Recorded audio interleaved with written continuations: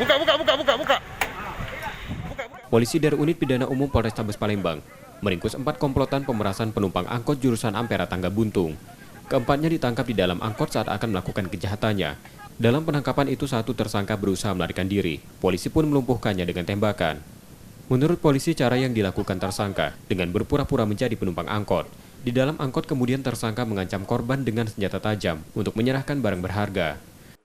Aku dibawa lagi keliling, sudah tu aku suruh naik mobil belakang, saya tanya, kamu sayanglah itu penyabur, ya penyabab, sayang nyabur, ya punya kan enggak? Nah, sudah sayang nyabur, betul ke je duit kau, aku tak duit kau.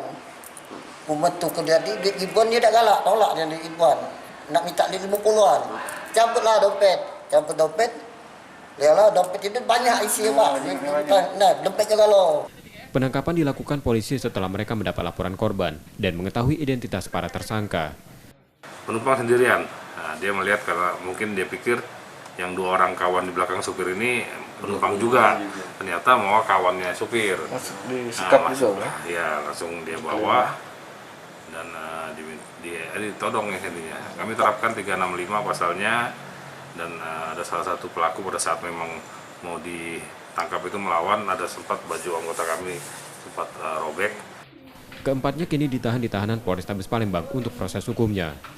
Yudi Kiswanto, Kompas TV, Palembang, Sumatera Selatan.